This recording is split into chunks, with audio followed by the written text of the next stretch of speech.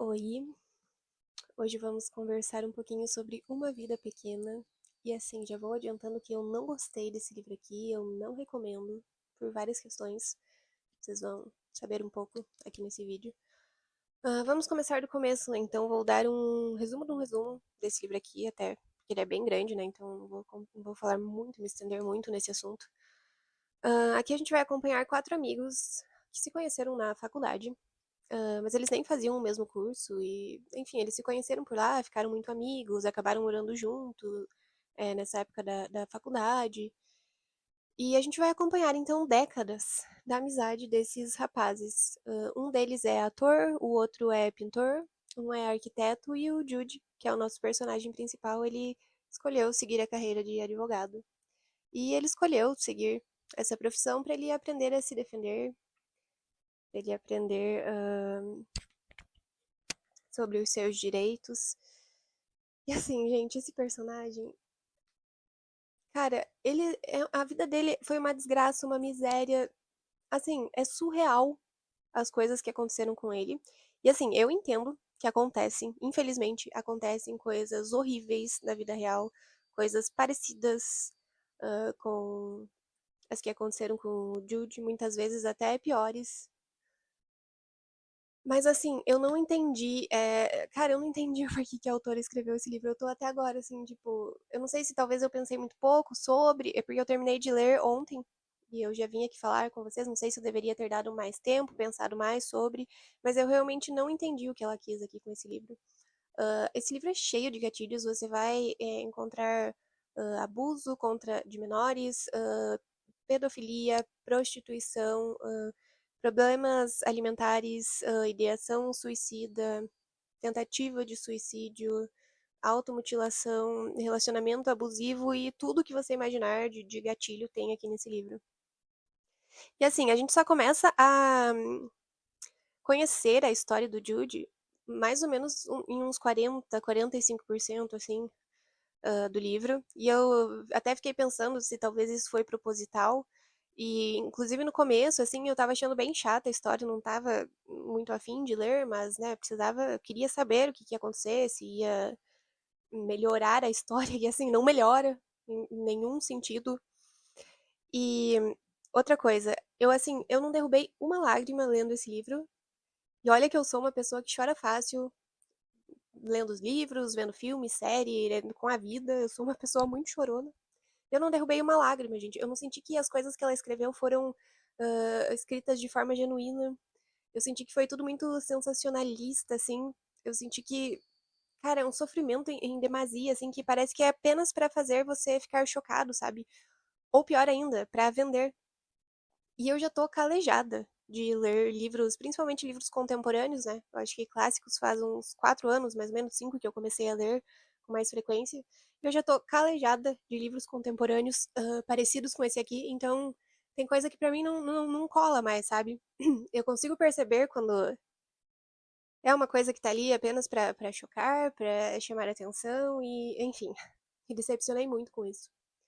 Ahn, outra coisa, eu sou do time que costuma separar autor da obra, porque se eu não fizer isso, gente, metade da minha estante, talvez minha estante inteira teria que ir pro lixo.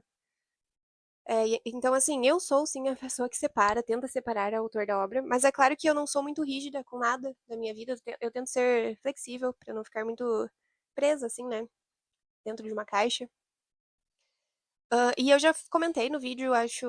Qual vídeo que foi? Como ler melhor? Eu comentei que quando eu vou ler algum livro de um autor que eu ainda não conheço, eu costumo pesquisar um pouco sobre a vida do autor. Eu acho que é bem interessante fazer isso, acaba ampliando os nossos horizontes. Assim, muitas vezes a gente percebe algumas coisas que não perceberia sem conhecer um pouco da história do autor. E eu acho que muitas vezes o autor acaba colocando opiniões pessoais, algumas vivências suas nos seus livros, né? Pode ser ficção ou não. Então eu fui pesquisar um pouquinho sobre a vida da Anya. Eu não sei como pronuncia o sobrenome dela, nem vou tentar pronunciar.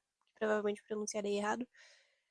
E assim, acontece que não tem como eu separar as coisas que eu li da obra, porque a maior parte das coisas que eu li está totalmente vinculada a este livro aqui. Uma das coisas, a Anya, ela não acredita em terapia. E assim, eu fiquei tão puta, mas eu fiquei tão puta com isso, porque, cara, primeira coisa, terapia é pautada em quê? Ciência. Já começa por aí. Terapia não é vozes da cabeça de alguém, achismos de alguém que, acho isso, vamos enfiar um monte de aluno aqui nessa sala de aula por 5 anos para estudar sobre achismos. Gente, terapia é ciência. Ponto. Começa aí. E é claro que terapia jamais vai resolver a sua vida. Tem muita gente que também glamoriza, né? Como se a terapia fosse, a salvação de todos os seus problemas. E assim, não vai, nunca, jamais. Terapia nunca vai resolver na sua vida. Até porque também eu acredito que a vida não é um problema a ser resolvido. Não sei se você percebeu, mas a vida, ela é constantes problemas. Gente, a vida é isso. A gente sempre vai ter problema, vai resolver um, vai ficar um tempo de boa e depois vai aparecer outro problema. É isso, a vida é isso. Então, não é um problema a ser resolvido. Eu acho que a terapia, ela apenas te dá ferramentas para você lidar melhor com os problemas, com os desafios, com o sofrimento diário. E essa questão da Anya não acreditar em terapia está totalmente vinculada aqui com o nosso personagem principal, que também não acredita em terapia. O que mais que eu li sobre ela?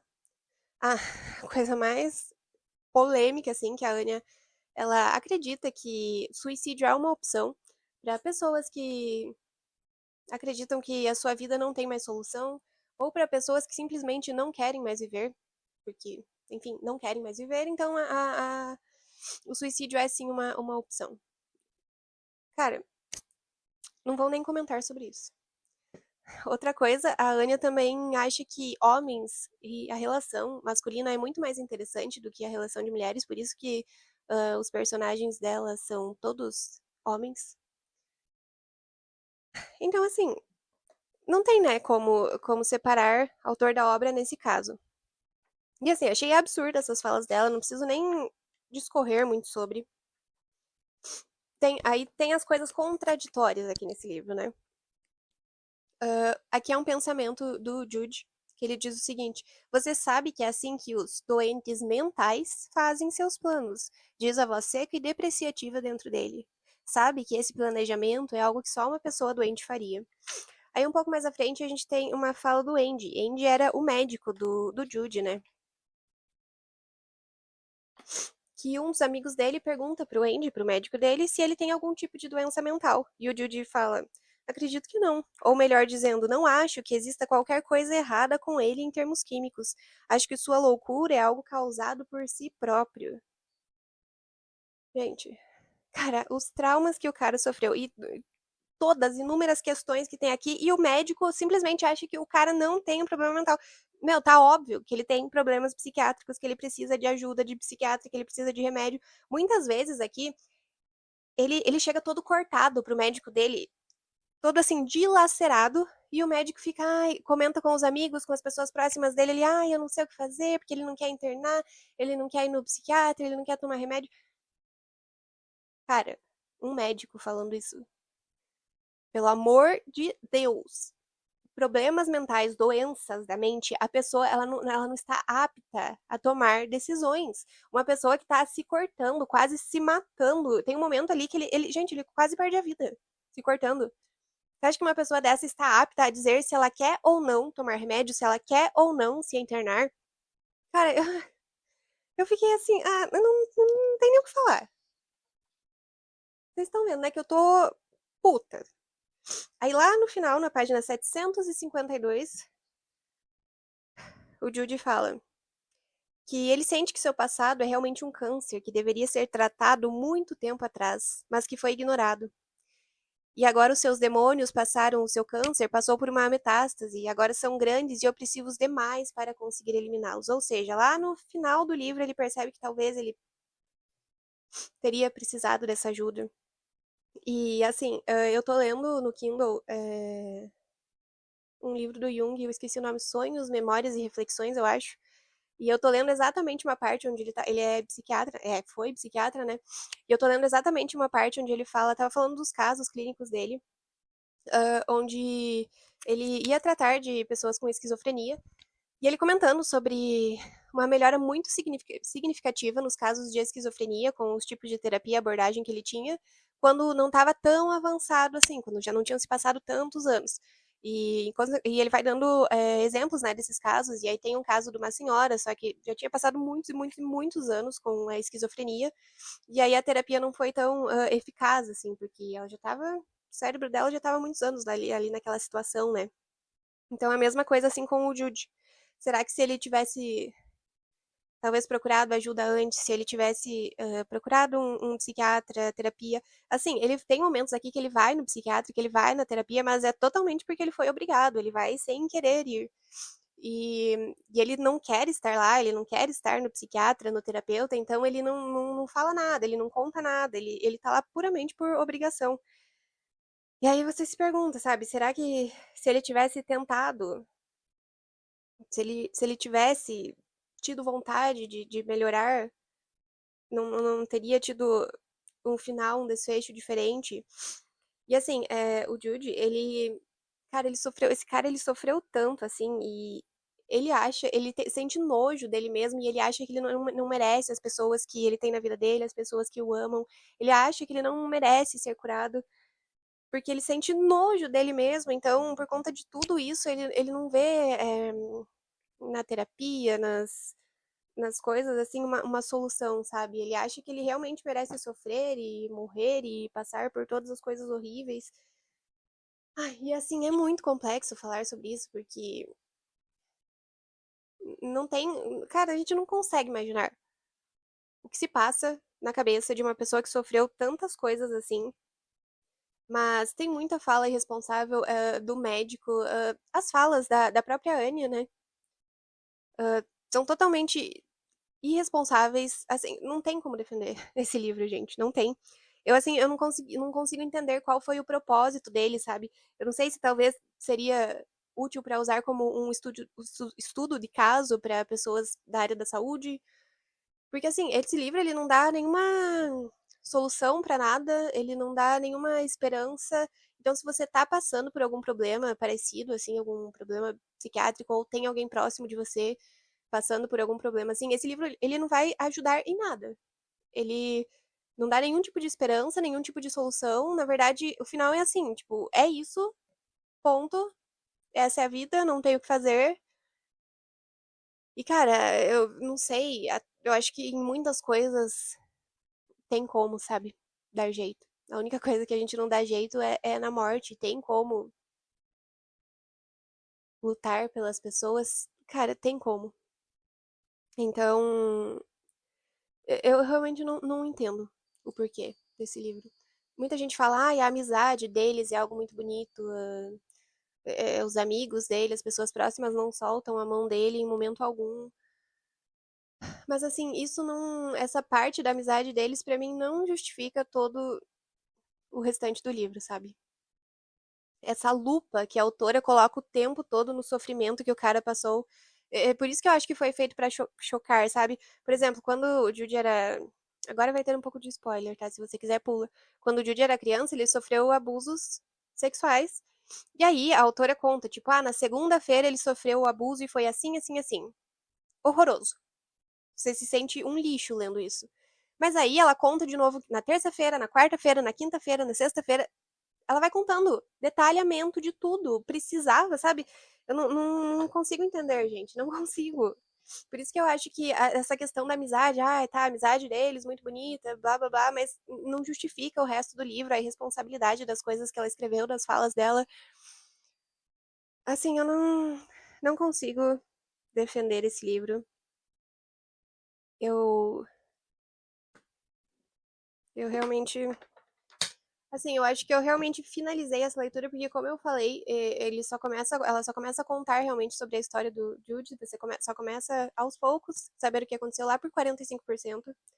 É um livro muito grande, muito repetitivo, principalmente nessas partes de abuso, das partes que o Jude tá se automutilando, muito detalhamento, muito repetitivo. Por isso que o livro ficou tão grande assim, tem 781 páginas, não precisava. E assim, gente, eu tô muito acostumada a ler livros com uma carga emocional, com um peso muito forte, assim, com desgraças mesmo. Não sei, eu acho que o último que eu li foi Os Miseráveis.